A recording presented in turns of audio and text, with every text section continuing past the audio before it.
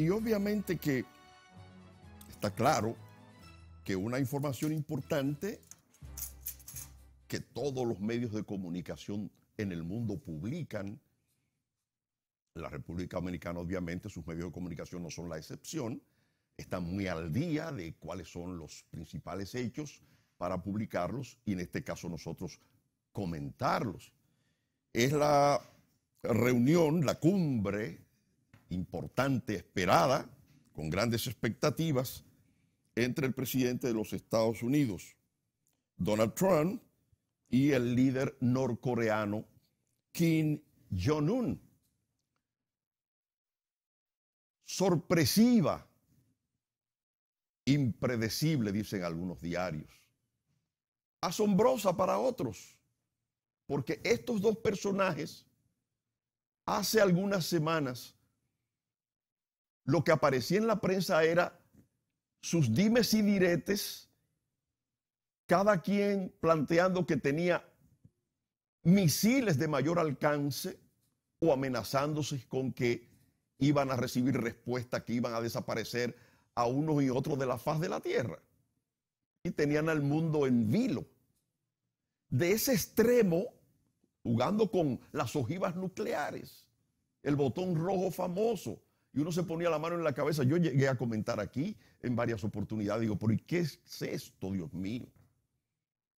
Y hablando de la naturaleza de ambos líderes, y hablando de la diferencia entre los líderes de hoy y los líderes de ayer, que eran más comedidos, tenían más pendiente la importancia que significa las relaciones diplomáticas y las cumbres y los acuerdos para lograr la paz mundial, o el esfuerzo por disminuir la cantidad de ojivas nucleares en el mundo.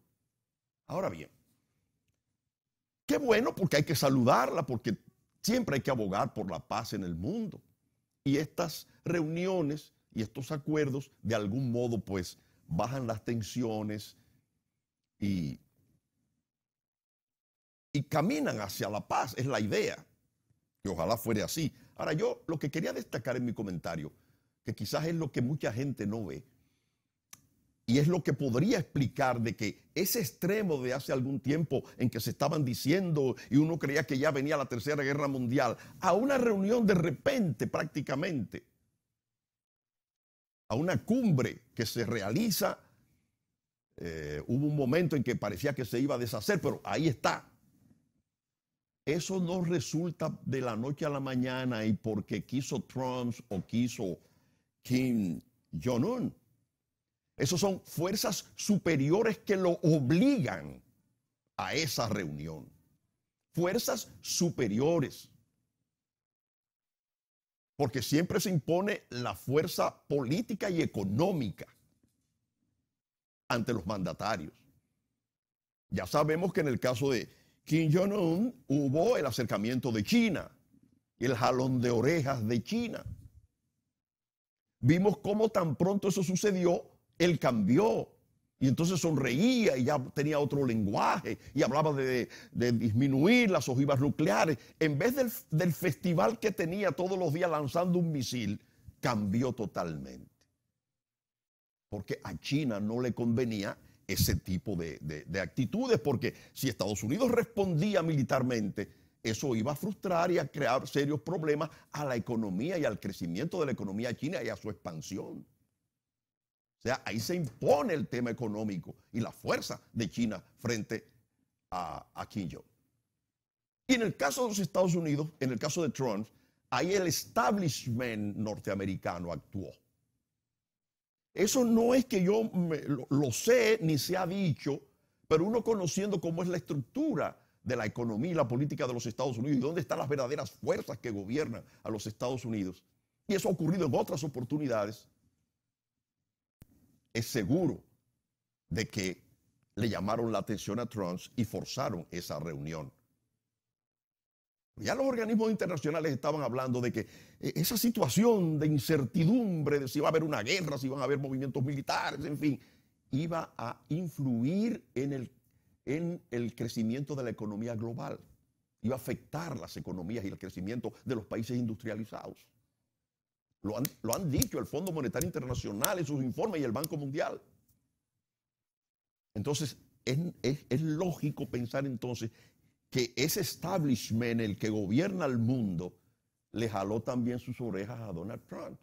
Vaya y reúnase. No puede continuar en esa situación, y en estos dimes y diretes y teniendo el mundo en una expectativa de si va a haber una tercera guerra mundial. Ese es mi análisis, eso es lo que yo estimo que ocurrió. Recordemos que ese establishment ha mandado a matar presidentes en los Estados Unidos. ¿O acaso el tema de Kennedy no se habla de una conspiración de las fuerzas de derecha y el poder que realmente gobierna los Estados Unidos que desapareció a John Fitzgerald Kennedy?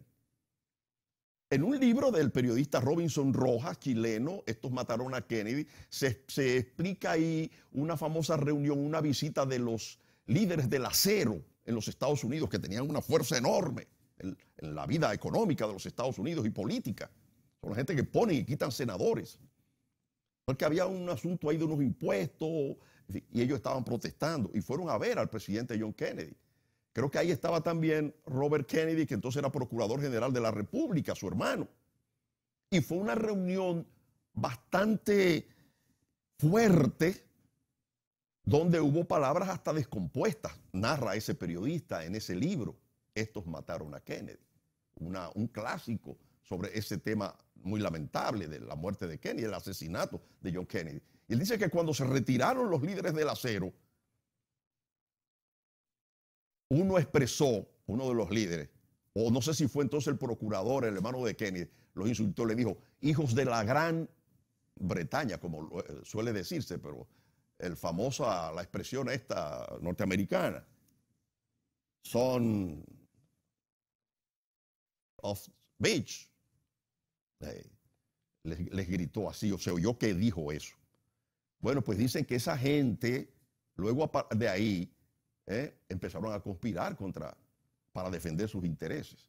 O sea que eso no es nada extraño. Estas cosas luego van a aparecer en informes desclasificados posteriormente o en memorias de quienes influyeron para que se dé esa reunión que estamos viendo y que uno espera que finalmente pueda influir en que haya más tranquilidad en el mundo.